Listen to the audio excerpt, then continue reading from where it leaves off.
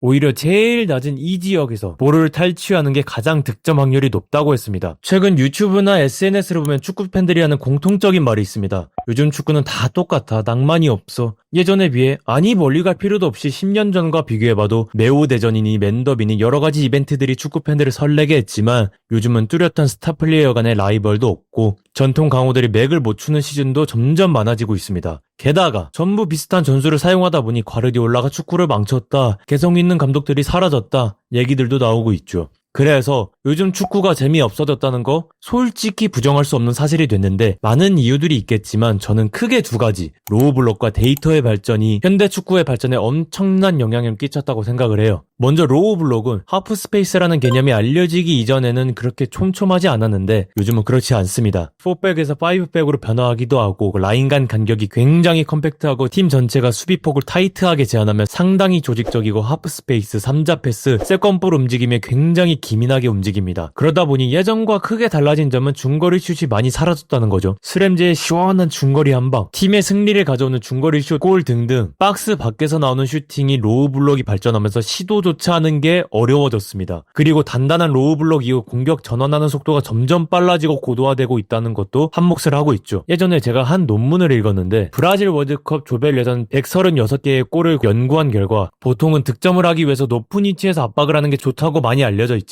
이 논문을 쓴 사람은 오히려 제일 낮은 이 지역에서 볼을 탈취하는 게 가장 득점 확률이 높다고 했습니다. 이렇게 피치를 4구역으로 나눠봤을 때 제일 아래인 네 번째 지역에서 볼을 탈취했을 때 무려 39%의 득점이 발생했다고 합니다. 이유를 간단하게 설명하자면 파이널 서드에서 공격팀이 득점 기회를 창출하려 할 때 밸런스가 무너지기 때문에 좋은 블록을 형성해 놓는다면 상대의 볼을 탈취했을 때 전방 압박을 무력화하고 역습을 할 수 있다는 겁니다. 물론 이 논문이 2019년에 쓰여진 거라 그때에 비하면 후방 수비 고조가 많이 발전했고 요즘은 미드블록도 굉장히 좋아져서 로우까지 굳이 안 가도 되지만 그럼에도 충분히 일리가 있는 말이라고 생각해요. 그래서 이런 상대의 허점을 공략하는 빠른 역습을 통해 득점을 노릴 수 있는 건 결국 단단한 로우 블록이 잘 갖춰졌기 때문이라고 할 수 있죠. 그리고 두 번째로 데이터가 발전했다는 겁니다. 특히 그 중에서 XG 값으로 인해 많은 팀들이 어느 지역에서 득점을 해야 확률이 높은지 명확하게 알게 됐다는 게 큰 이유라 생각합니다. 예를 들어 중거리 슛의 XG 값이 0.05고 박스 안 정면에서 슈팅을 했을 때 XG 값이 0.4라고 가정해보면 슈팅 10개를 때렸을 때 중거리를 10번 때리는 것보다 박스 안에서 두세 번의 슈팅을 했을 때 득점 확률이 더 높다는 거잖아요. 그러다 보니 결국 불확실성에 투자하기보단 잘 만든 득점 하나를 위해 확률 높은 구역에서 슈팅을 가져가기 위한 움직임이 더 많아진다는 겁니다. 그래서 요즘 바로 골든존이라는 지역을 많은 팀들이 노리고 있어요. 골든존이란 박스 중앙 요 지역을 의미하는데 이 지역에서 슛을 하면 득점 확률이 XG 값 기준으로 0.4에서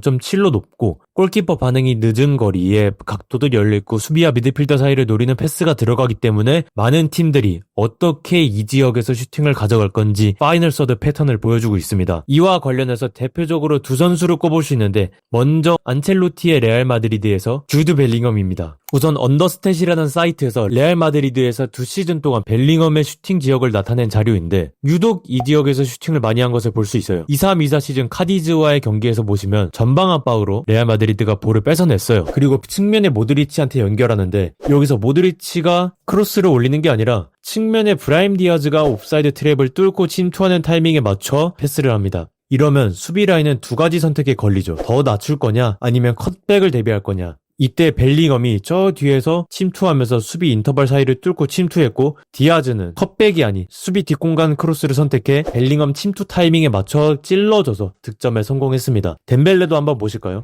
아스날과 챔피언스리그 준결승 2차전인데 프리하게 볼을 받은 덴벨레가 쭉 밀고 들어가서 측면에 있는 흐비차에게 연결합니다. 그리고 흐비차가 열심히 막 흔들어 째끼면서 수비를 끌어모으고 흐트러뜨려요. 그러다가 타이밍 맞게 박스로 침투하는 덴벨레에게 컷백으로 밀어줬고 덴벨레가 바로 슈팅 셀에서 득점에 성공했습니다. 여기서 이 두 득점 시퀀스의 공통점은 측면에서 수비를 흔든다는 거예요. 즉 아이솔레이션이든 하프스페이스런이든 측면에서 흔들어준 이후에 골든존에서 득점할 수 있는 환경을 마련해준다는 건데 요즘은 이렇게 득점 확률이 높은 지역에서 슈팅을 하다 보니 예전 낭만의 시대처럼 슈팅을 여기저기서 때리지 않고 아주 잘 만든 때깔 좋은 골 하나를 만들기 위해 정말 많은 과정을 거친다는 겁니다. 결국 이렇게 데이터와 로우블록의 발전은 지금 현대 축구에서 대단히 많은 영향을 끼쳤고 앞으로 이 두 가지를 중점으로 타개해 나가기 위해 많은 감독, 코치, 분석관들이 연구하고 새로운 방법들이 계속 나오면서 또 다른 축구의 발전을 이루지 않을까 생각합니다. 그래서 결론은 요즘 축구는 예전만한 낭만은 사라졌지만 반대로 하나하나 정성 들인 골 하나를 보는 맛이 올라가지 않았나. 약간 비유하자면 뷔페 스타일에서 파인다이닝, 오마카세로 변화한 게 아닐까 개인적으로 생각해봅니다. 오늘은 여기까지 PBS3였습니다.